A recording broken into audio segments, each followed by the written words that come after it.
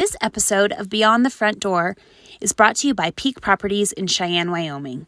With over 75 years of combined experience in real estate, it's our goal to help clients buy and sell and save by providing the information you want and the professional services you expect. Let us help you with your residential, commercial, HUD, income-producing properties, as well as vacant land and rental needs. To learn more, visit www.sellcheyenne.com. It's real close. Welcome. You're listening to Beyond the Front Door podcast with Lindy and Rhea at Peak Properties. And we bring you real estate stories that make you laugh, cry, cringe, inform you, and all of the above. Yeah, come on in. We put the real in real estate. Yes, thank you so much for everybody that's tuning in today. I'm really excited to be introducing our next guest, who is Tammy Cooley with the Brain Advancement Center. And just as a quick side note, I got to know Tammy through a mutual friend of ours, and I'm really excited to have gotten to know you, and so excited to have you on today. To meet you too. This is so much fun. It is going to be so much fun. Yeah. So, I'm coming into this completely blind, like the rest of the world. I don't fully know your story, your jump story, I guess, in that how you got started and how you came to be by the Brain Advancement Center and the whole thing. So I'm looking forward to hearing it. Well, it's a little bit of a crazy story. It's a little bit of a roller coaster ride. Well, awesome. We like roller coaster rides, don't we? Yeah. Well, if you could start off, tell us just a little bit about yourself, your family, how long you've lived in Cheyenne, all of those good things. I've lived in Cheyenne since 2010. Okay. And I've got 3 kids. My husband and I are currently separated, so I'm starting Over again. Oh, that's huge. at 51 years old. So that's been fun. Yeah. But life is what it is, right? Like Yeah. monkey wrenches and all kinds of things come your way. But I've been really blessed with great friends and a community of people. Mm-hmm. Just, Yes. very supportive. And so I'm excited about that. What else? Well, you got an adorable grandbaby too that just like had a birthday or something. Like her birthday was yesterday. Yeah. Yeah, she just turned 1 and we're having a party for her on Of course you are. Aww. That's super sweet. And she looks just like you, by the way. She's just absolutely adorable. I just love her to pieces. It's so fun. Yes. They live with me right now, so I get to see her every day. Oh, how lucky are you? That's really awesome. Well, we've talked a little bit on here about sort of multi-generational living, that it's more and more a thing where families are living together because it's just more affordable that way. Yep. So And that's exactly why we're doing it. And Yeah. you have the support there. yeah, Yeah, it works. Yeah. And it's fun, and I love it. as long as it works. Yeah. I used to, I'm Gen X, right? Like, our Right. parents were like 18 years old, you're out of here. Yes. And I definitely was one of those. I left home at 18. So did I. But I'm the person now who's like, everybody just come home. Yes. So I've actually been talking about this a little bit, that we need to change the narrative of empty nest to open nest. I love it. Because empty nest just gives a real negative connotation to it. It feels isolating. It feels depressing. It feels like it's never going to be again. It just has all those feelings to it. Whereas with open nest, you're saying, yes, flee the nest, live your life, go do your thing. But home is home. You're always welcome back. It's always going to be your home. Yeah. And you're welcoming the lives that your children choose to live. And you're also open to the life that you're going to live, which is an important piece of it. So I just I'm on a campaign of my own to change the verbiage to open nest. Okay. I will absolutely join you on that, because I feel like, there's so much isolation that comes with people, aging parents and that kind of a thing. And yeah, it's hard. It is hard. And it seems like we see a lot about parents that when their kids leave the house, your whole identity is altered and changed. And there's a real feeling of sadness that comes over you. And, that happened to me too. I kind of went crazy when my kids first moved out of the house and redecorated the whole house for 6 months. It was like, my kids would come home and be like, what are you doing? And I'm like, if I can't pour my love into you, I got to pour it into something. So it's coming into the house, but I got over it. Yeah. You kind of get over it and you move on. And as long as your kids are happy. Right. Yeah. And it's nice to be able to have enough space. I remember one of my aunts told me, when she was about my age, they upgraded, bought a bigger home. And I'm like, aren't you supposed to be downgrading right now? And she's like, no, we need a bigger house because they've got spouses and kids. And when everybody comes home, there's not enough space. Yes. That's my mom. Yeah. She's like, I need a bigger table. I need more furniture. I need a bigger, Yeah, I completely agree. I was actually just made a video about this today and posted it about how when I noticed when my kids first moved out of the house and I was looking at homes, like I was showing homes, there were some homes that really spoke to my mom heart, like, oh, I would have loved to have raised my kids in this home, or, when there's a dedicated playroom or something like that, and you're like, oh my gosh, I would have loved that, all those things. But then I've been talking about the fact that now that they're out, I find that I'm now looking at entertaining space, to speak to what you're saying about your mom, the kitchen table, the ease of the living room and kitchen and the deck where you can have several people over, and not just entertaining friends, but family as well. So when they're all coming home, you're all kind of together. You maybe don't need the bedrooms all the time, but you need the living room, the kitchen, the outdoor space so that everybody Extra can be together. seating. Yes, extra seating. So anyway, the struggle is real. It is absolutely real. And I can I have lots of clients that I talk to about this very subject, the whole idea of identity. Yes. What am I going to do now?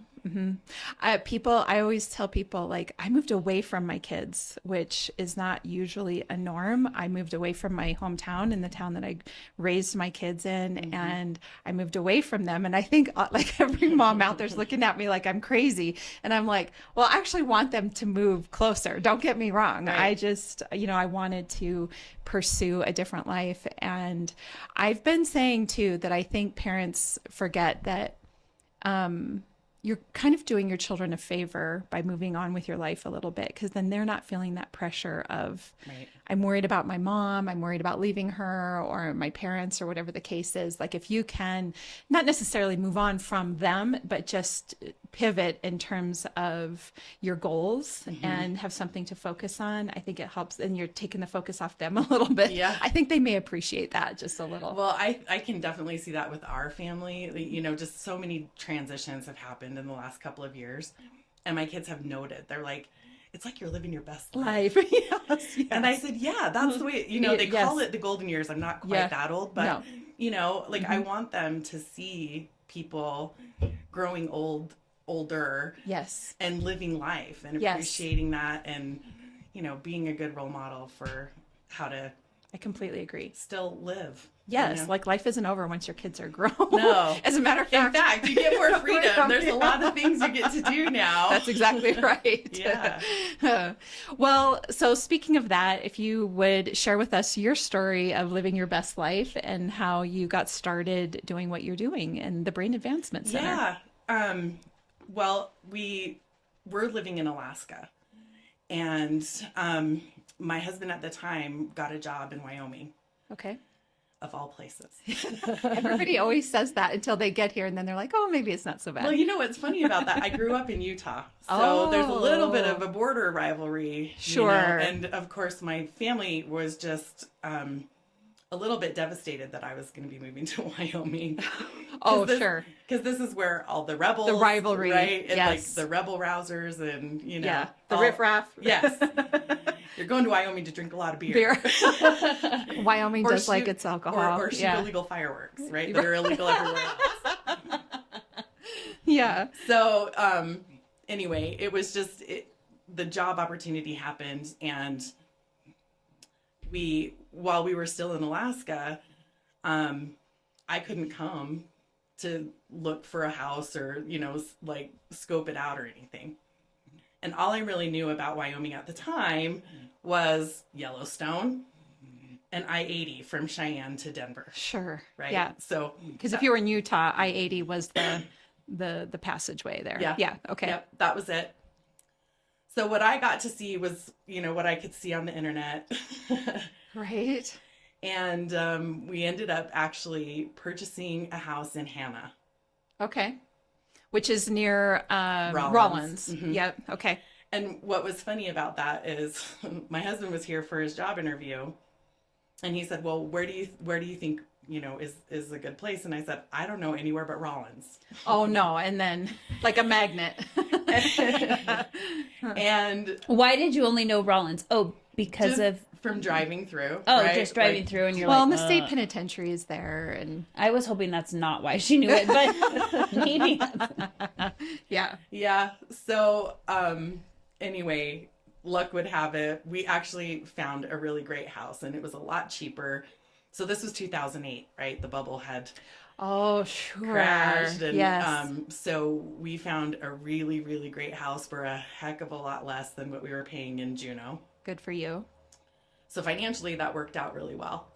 Um, so we ended up staying in Hannah for a couple years. And while we were there, I had opened a little beauty salon because that was my career prior to this. Oh, I didn't know that. Very interesting. Yeah, I went to beauty school in high school and I did hair for years because it was something that I could do at home with my kids. Sure.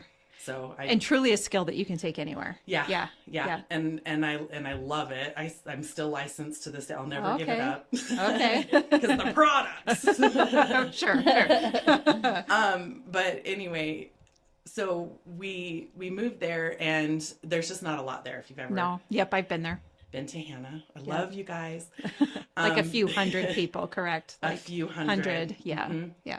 And it's off the freeway, it's hidden, so the gas station is literally a tank that you pull up to. It's not like A full service gas station. it's not a convenience store, the grocery store. Oh, good old it's Wyoming. yeah.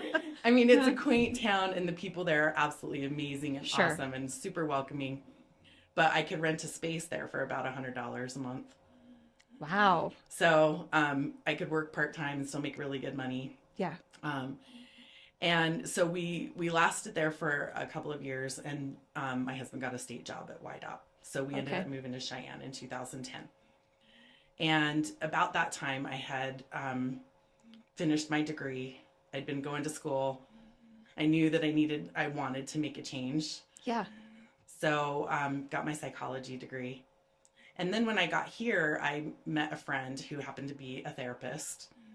And she introduced me to a waiver program that the Wyoming Department of Health does. So I looked into that because at first I was like, I have no idea what you're talking about. Sure. Sure. I had a track. I was on a track and was going to do something completely different. And she said, hey, you seem to be really good with people. I think you'd be really great for this independent waiver provider. And I'm like, I have no idea what that is. Okay. So, And in Wyoming, they just say the waiver. and there's a lot of different waivers. There are. Which waiver are we So talking which about? one are we talking about? So this one happened to be for children's mental health. Okay. And, I filled out their application and went through their whole process and got approved and started doing work with families. Oh, that's awesome. It was really cool. Yeah. It was really cool because what they do is you use your lived experience. You don't have to be a licensed therapist. They provide training. There's a lot of things that lay people can do. Oh, we may have to talk on that more a little bit later, but okay. Yeah. Awesome. So anyway, that was kind of the start of the track that I'm on now. So the state took on a program called High Fidelity Wraparound. And at that time, I was doing that work independently as a waiver provider. And the state approached me and said, hey, you're doing a great job. Can we offer you some training to be a coach to teach other people? How to do this. Yeah. Okay. So I said, sure, cool, free training. And so I got on that track. And flash forward, I started a nonprofit to do high fidelity wraparound. And then the state had done a pilot for Laramie County. And they were bringing on, they were putting an RFP out for a larger contract. And I got an offer that I couldn't refuse to go be the director for that program for Medicaid and the state. So I did that for 7 years. Wow. I mean, you're building a real great portfolio of experience and working with families and mental health, and that's It's been awesome. it's been absolutely amazing, but it was something that I fell into. It was just opportunity after opportunity that Well, let's touch on that for a second, because we've talked about that a little bit in the podcast, where other people that have been on here telling their jump stories talk about how they, in their mind, they have it going this way, but opportunity presents and it takes you this way. It's not a far departure necessarily, but it's not, I think we get sort of stuck in our heads as to exactly how it should look or exactly how it should be. Right. And then, but you have to be open to receiving the blessing, is how I call it, or open to receiving the opportunity. And if you are, then You have it's to be possible. willing to say Say yes. yes. Yeah. And there were a lot of times along my journey that on paper, I didn't look qualified. Sure. You know? Yeah. So you get that imposter syndrome a little bit. Like, Yeah. can I really do this? And why are they asking me? And what Yes. happens if I can't? Yes. No, I And- can. Sorry, That's okay. I was Yeah. trying to record. You're going to edit, right? Yeah. Yes, we can always edit. No, I can completely relate to imposter syndrome, because, yeah, just even in moving from social work into being a realtor, like there's a lot of skills that are transferable there, but it still doesn't change when you're starting a different profession or a different thing, that Right. you aren't like, oh my God, are they all going to know that I'm new at this? Yeah. Or that I, and like in Yeah. your case, whether you're fully licensed or not, or, whatever the case Well, is. So, and there's, full well, there's such a stigma around mental health still. yes. And we fight that battle every day. But what I have been able to find in my career is that there's so many different ways of helping people. And as a society, like, we need all of those things. Yeah, well, and if we could, does that kind of tie back to the wraparound program that you had? Would you be willing to share just a little bit about what wraparound means and what that sort of entailed? Yeah. Basically, wraparound is a program. I mean, it started back in the 80s and in, of all places, in Alaska. They really put it together there because they needed an alternative for states who were sending their kids out of state for residential Those treatment. rural states that need some Yeah. creative solutions, Yes. correct? Yeah. And Wyoming very much falls into that category where we need those types of interventions. And, the state's done a good job with what they have as far as a program, but it is very limited. But wraparound as a philosophy is really about being strengths-based and a team-based approach and really transferring skills. So if I come in and work with your family as a family care coordinator, we're going to do some intensive case management, and we're going to figure out what it is that What your needs strengths are. what your strengths are, What your needs but what are. your needs are. And then we're going to prioritize those things. And then we're going to figure out what other people do we need to bring to the table to be involved in the process. And how do I help you be able to do what I do so you can do that for yourself and your family and be able to manage crisis and things that come up. Yep. Because what we find a lot, it's not that people don't have the skill. It's not that people don't love their kids or want their families to be together. It's that crisis creates this space where we get overwhelmed. Yes. It's a And great we way don't to know, put that. right? And we don't know what to do, and we feel like a failure because this is our responsibility to keep our families together. And a lot of times are presented with things that we have no frame of reference for. Yes, I completely agree. My background is in the child welfare system, and what I found happened a lot is, let's say a family, they make a decision that maybe wasn't in their best interest, their child gets removed, and they're now in a state of crisis. And it can be very shaming, Yeah. right? And that Yes. really can be very paralyzing in terms of pulling it back together and working with programs like yours or whomever to sort of get your life back on track. I think it can be very easy to sort of hollow up in a hole somewhere and not face that shame or that judgment or whatever the case is, instead of opening yourself up to the opportunity. Because hopefully anyway, most everybody I've ever worked with in the system is not there to judge you. They're there to help you and to help you see your way through that crisis. But it doesn't feel like that. No, in it the does moment not. when you're the person that has to, because I've been in that situation too. Yep. And while I think that anybody who does any kind of human service, from law enforcement to social services and everything in between, I think people do that work because they're passionate about wanting to help people, right? Yes. Their hearts are in the right place. But sometimes in those moments, it doesn't feel like that to the people that they're there to serve. Because there's And- consequences sometimes to those decisions. Yeah, and that feels they'll say, we're not here to judge you, but if you're the parent of a child who looks like a delinquent, right, almost always it's Yep. the parent's fault. Right. You're not doing something as far Yeah. as discipline or keeping your Yeah. eye on them or whatever the Yep. case may be. And they don't know. yeah You've probably done everything you possibly could that you knew. that you knew, right? Yep. And so I think if I could wave my magic wand, this would be the time that we start talking about these things a little bit more out in the open, so that people can come together and realize that there's more than one path to success, Yes. right? Yep. And it doesn't always have to come through a licensed mental health provider. Yes. They have a job to do, and it's very vital and very necessary. But research and data really tell the story. And what the story is, especially for kids and families, people need one Person. Yeah. one stable adult to be there to walk with them, through those really hard times in order to be successful.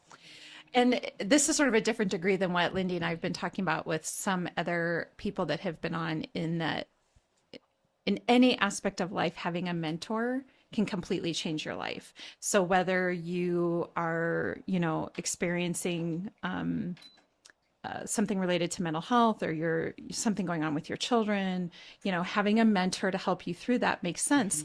If you're starting a new business, having a mentor Yes. helps it make sense. If you're taking your business to the next level, having a mentor, and not only having a mentor, but then mentoring the people that haven't quite gotten to the point in the road where you are, Yeah. And so I stress this all the time, and it does seem like when you're in crisis, and especially, I mean, let's face it, a lot of the people that we work with are suffering from addiction. And when you're suffering from addiction, it's sometimes I think it feels like the path forward to not being judged is to handle it all by yourself. Right. And not to ask for help, because you can do it. But at the end of the day, if it's not getting done, then maybe asking for help would be a good thing. Yeah. I think people get scared to ask for help because of their own belief about vulnerability and weakness. Yes. If I have to reach out and I can't do it all myself, there's something wrong with me. Yes. But the reality is, none of us can do this by ourselves. No. Right? We're wired for connection. We are wired for connection. And I mean, that's why we have families, right? It's why we have social groups. Yep. And nothing about that makes us weak.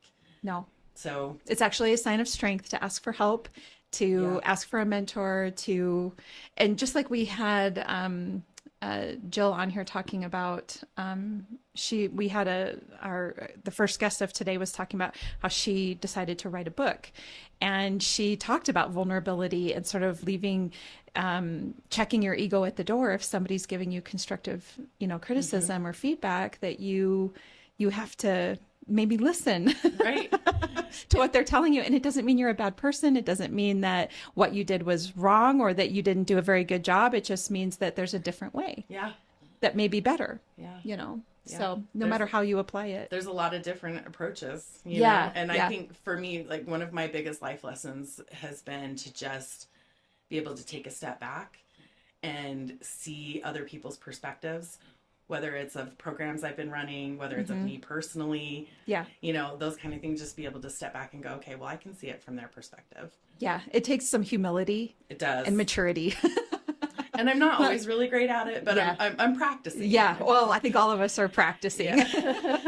A work in progress. Yeah. So, to answer your question, how I got to Brain Advancement Center, really this is how. So my partner, Tammy Miller, and I, we met professionally while I was doing wraparound. Okay. And we worked on some teams together and had some really good successes, and, had a professional relationship, became friends. And she kind of went her way and I went mine. She was working in the school district at the time and I was doing wraparound. And when I started my nonprofit, then she came and we worked together there while she still worked at the school district. And then when I went and did the statewide project, she was still at the school district. And an opportunity came for her to go into private practice.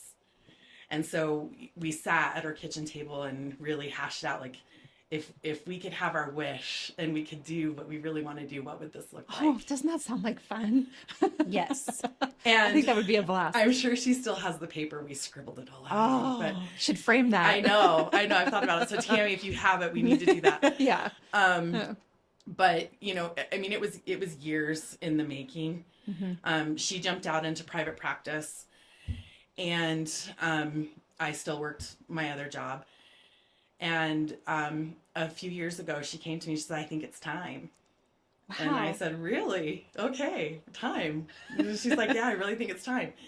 And so we took a big leap, and I left my job and joined the practice as a partner. And here we are. She's licensed mental health professional, and I'm the one with lived experience. So we kind of blend those two worlds together. So I think what makes our practice really unique is just that collaboration and that more holistic approach. It's not just all clinical. It's not one and done. We really like to look at the individual and bring options for people that make sense for them.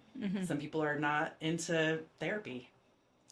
Yeah. And actually, so in my previous life, I used to teach QPR. So for our listeners, that's question, persuade, refer. It's suicide prevention. It just is a class that helps people. If somebody in your life is in crisis, it just teaches you the skills, how to walk them through getting some help. So anyway, but to speak to what you're saying, I used to get up at 6 a.m. and drive out to the coal mines and teach QPR to coal miners that are getting ready to hop in their haul trucks and go to work. But the coal mines were bringing us out because there was suicide up in Campbell County, where I'm from, was reaching an all-time high, and men in their 40s and 50s were the highest number of people that were dying by suicide.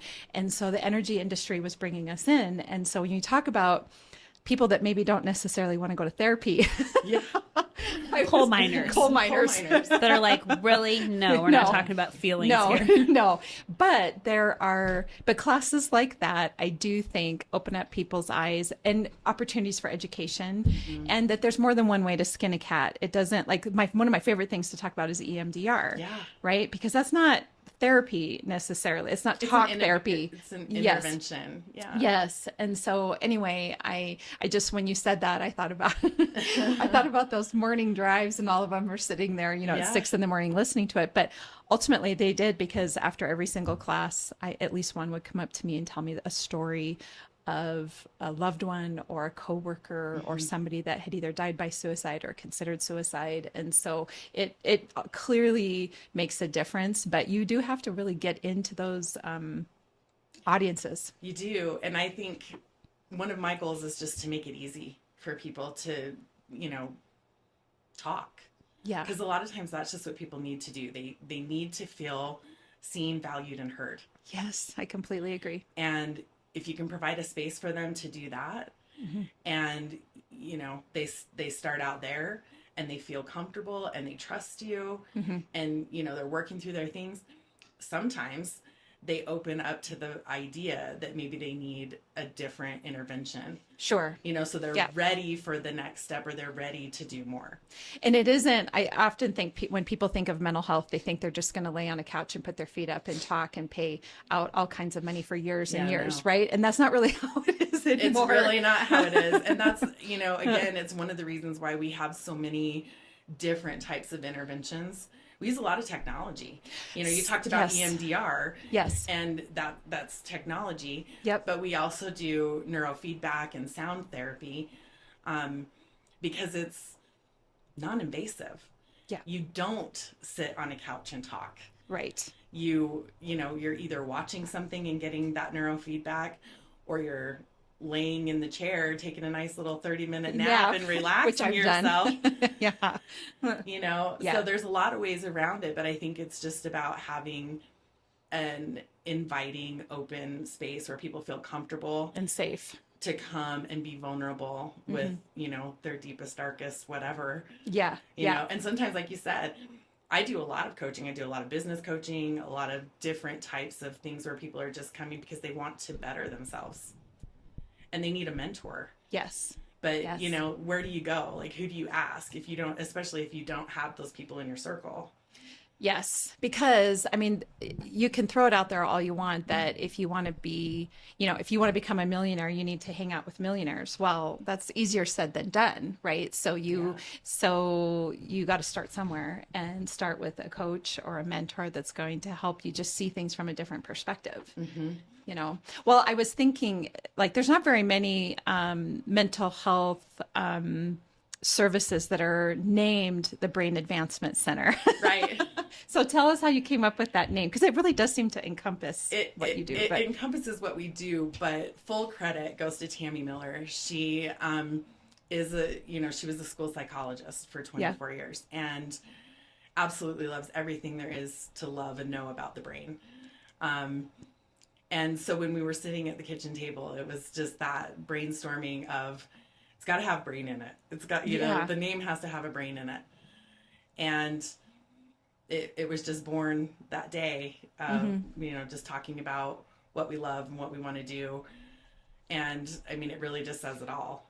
Well, it's a strength-based title, right? There's no weakness there or no perceived weakness there.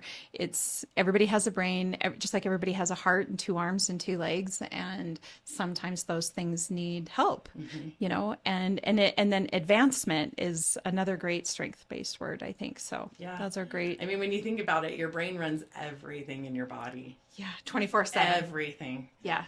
So, you know, but that's the approach. And I think I'm really proud of the work that we do there. You know, I go out onto my Community Connections Facebook page all the time and see people ask the question, where can we get counseling? Yeah. And over again, people from the community are saying Brain Advancement Center. Yeah. Yeah. No, So. I think the other thing too is then when you get on there, you see that list of services, you see the various things that you guys provide that aren't traditional talk therapy. There's nothing wrong with talk therapy. You know, sometimes that's what's needed, but there's other things there. And I do think that helps. Like, I mean, my family's full of men. So to get on that website and say, well, these are the services they have to provide, and it's different than what you're thinking, it's helpful, you know, and I have raised our sons, my husband and I both, actually, I can't just say me, Grant has too, that, you know, if there's something that you need or you're struggling, it's okay to reach out. And so our whole family has taken advantage of services at one time or another, because sometimes life is messy and sometimes life is hard. And actually, I think a little checkup every now and then doesn't hurt anything. You know, if you are taking a look at yourself and having a Taylor Swift moment and going, is it me? Am I the problem? Because sometimes it is. Yeah. Right? Yeah. Sometimes I'm the toxic one, or maybe somebody else is the toxic one. So yeah, I think that's a really great thing. So how long have you and Tammy then been in business? So she opened in 2019. Okay. And she and I formed a partnership in 2022. Okay. So Okay. our partnership is fairly new, but like I said, we've known each other for almost 15 years now. Yes. So we're not new to each other. Just the formal paperwork. partnership. Yeah. So now, you know, we're married. Basically, we yes, joke you about joined that at the hip. Yeah. We joke about that all the time. Well, and choosing a partner to be in business with is also a big deal, because like I had both my sons on here just talking about having, you know, choosing to live together is a big deal, but also choosing to be in business together is also a big deal. So for you guys to have spent so much time together and understand that you're going to work well together and, you know, sit down at a table and scribble out on a napkin your plan. I mean, that's a big you know, deal. we've been through some really big up and downs, you know, personally and professionally. Sure. And we've weathered those storms. And I think that is a testament to not only how much we believe in our business, but how much we believe in each other. Absolutely. That's such a positive environment, I think, to walk into if you're seeking, you know, mental health services, to do that check-in or whatever it is that you're needing, to have that. And, you know, I've been in there and it's definitely a very positive environment. I think the last time I walked in there, though, there was a great big, Sully. Great. Yeah. What kind of dog is Sully? I was gonna say Great mixed Dane, dog. but He, you know He's what? a giant dog. I should know He's super this. cool. So Tammy Anderson will have to tell us what kind of dog he is, but she rescued him. And she's just done an amazing job rehabilitating him. And He's in Tammy is who my kids see, and he's in their sessions with them. And we actually brought our Frenchie. Liam brought the Frenchie the one time to meet Sully. did you take a picture, Lindy? Like, I feel Sully like I didn't should have like seen him. that. Sully wasn't didn't about like it. It was like, why did you bring a puppy in here? Or this He's treat. very serious. Yes. It's, you know, it's one of so those, cute. It's one of those things, though. We've got animal assisted therapy. When last year, when Tammy had goats, she had baby goats, and she had one that the what mom she wouldn't said. feed. So we get a call in the morning, like, I'm not going to be able to come to work. I've got this goat, you know. We're like, bring the goat to work. And then behind the scenes, we were like, the problems that you have to solve as a boss in Wyoming. Bring your goat to work day. The goat came to work for months, but everybody fell in love with Luna. Oh, so you do animal therapy, We like do. you? Oh, that's good to know. Yeah. So Tammy Anderson has a whole slew of things that she does with animal assisted therapy.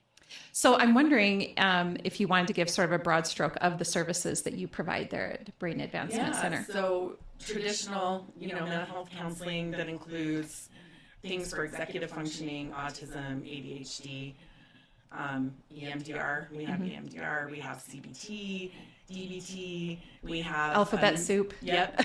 We have a marriage and family therapist.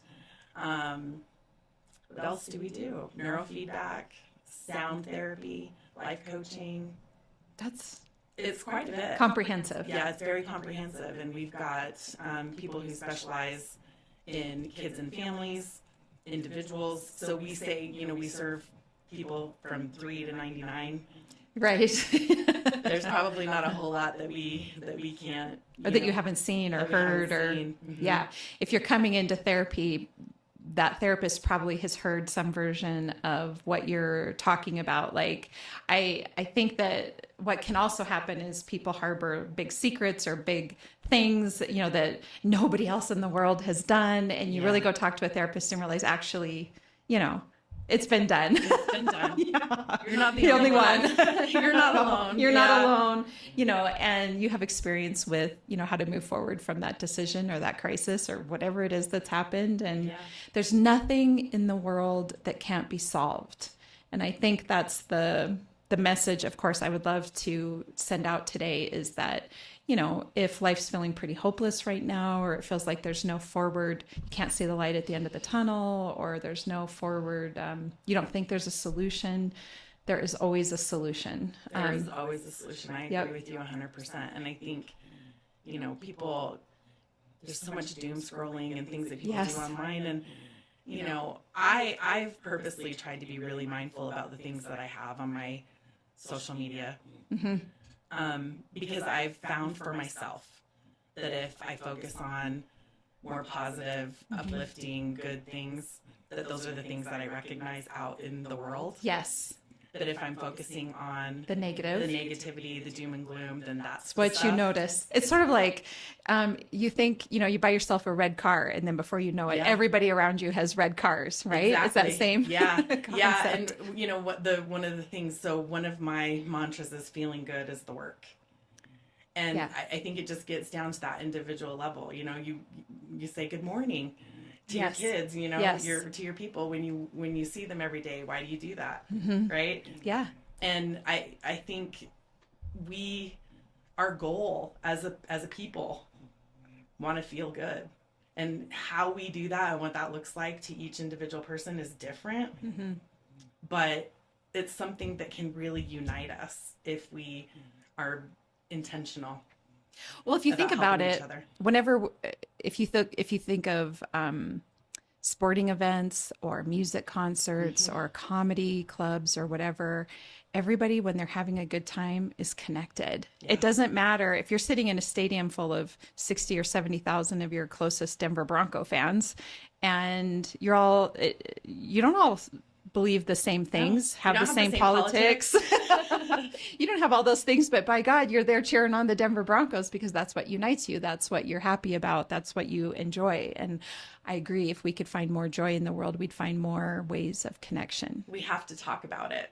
Yes. You know, because I think we're so conditioned sometimes to complain about the things that we don't like. We got to find a solution for those things. Yep. And I agree, we need to find a solution.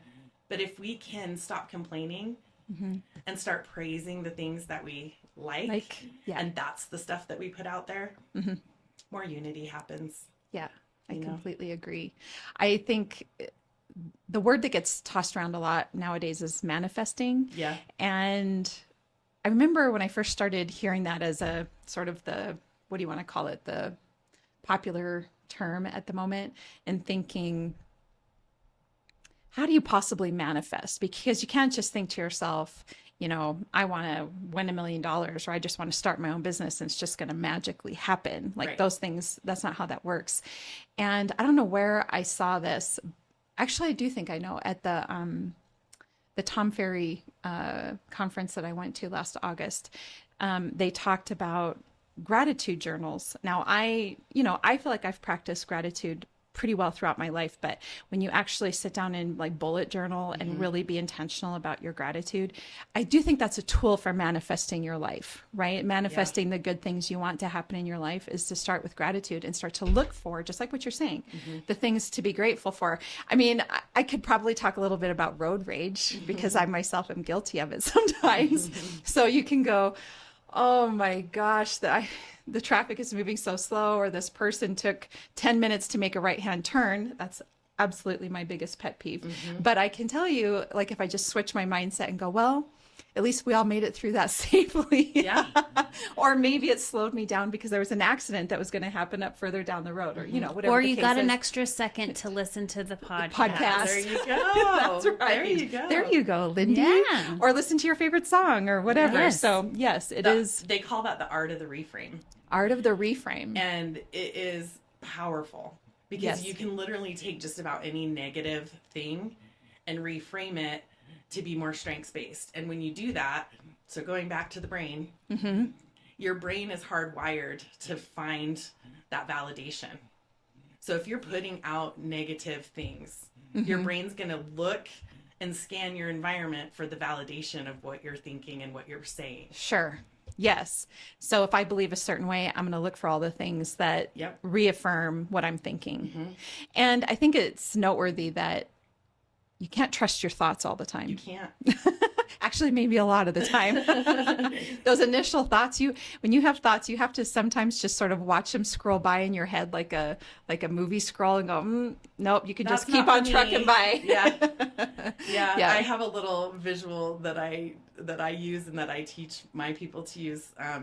You know, you've got those thoughts that come because we're bombarded with it all day, every day. Yep. And so take the ones that are valuable, take the ones that are strengths-based, take the ones that are positive, the ones that are negative, the ones that you don't need, visually ball it up and toss it over your shoulder. Like you that's a don't good way to need do that.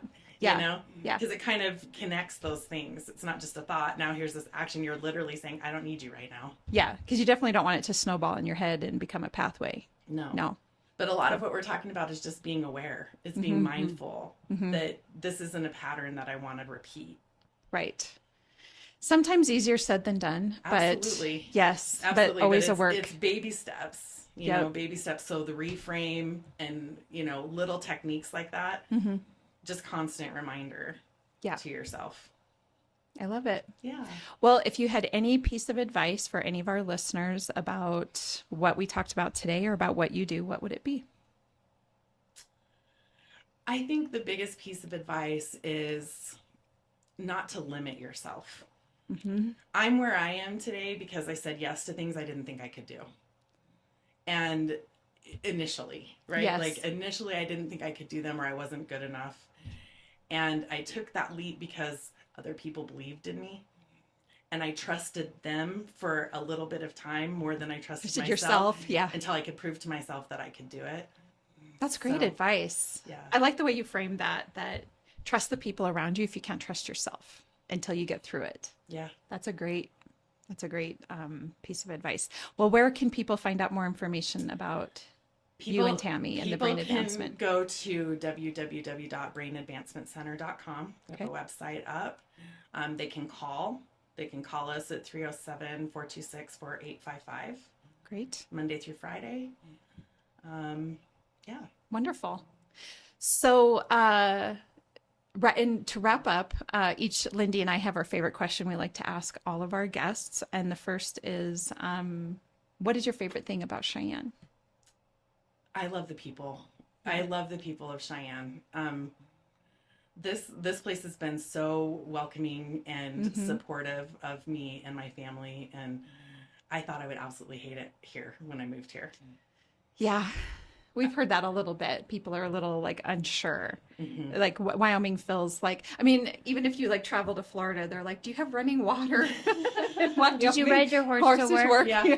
Well, when I lived in Alaska, I got Unless that a you lot. want Did to. you live in an igloo? Did you Yeah. use a dog sled? Right? Like all of those things. Yeah. So it's very similar. Did you drive around with chains on your tires? Well, actually, she maybe did some of that. Some of those things transferred. Like there's Yes. a lot of Yeah. similarities Yeah. between here and there, which is, but the people here are absolutely wonderful. And, you know, I think that I would definitely say that's the best thing about Cheyenne. Awesome. I love that. Okay, well, my question is, if you could buy real estate anywhere in the world, where would it be and why? If money was not an object. Well, that's, I mean, as much as I love Cheyenne, Bye. Just kidding. I would be probably somewhere Clearwater Beach, Florida. I've been there. That's beautiful It is there. beautiful. Yes. I just absolutely love The beach. the East Coast or the West Coast of Florida. Yes, I completely agree. The Gulf Coast, right in there where the water is beautiful. It's just that turquoise takes me away. Yeah, I don't have a beautiful problem white sand. in the world. Yeah. Give me a drink with an umbrella Little in umbrella it. and the little guy that will come and bring it to you every hour. Yes, actually, the more you talk about it, the more I think I need to add that to my list. So, Yeah. Anyway, well, thank you so much for being on today. Thank you so much for having me. It's been such a pleasure. It's been awesome. Yep. And for all of our listeners, if you are looking to buy or sell real estate, Lindy and I would love to help you with that. You can find us at www.sellcheyenne.com. You can also find us on our individual social media channels. And then, of course, listen to Beyond the Front Door on iHeartRadio, Spotify, Apple Podcasts, and YouTube. Thanks so much. This episode of Beyond the Front Door is brought to you by Peak Properties in Cheyenne, Wyoming. With over 75 years of combined experience in real estate, it's our goal to help clients buy and sell and save by providing the information you want and the professional services you expect. Let us help you with your residential, commercial, HUD, income-producing properties, as well as vacant land and rental needs. To learn more, visit www.sellcheyenne.com.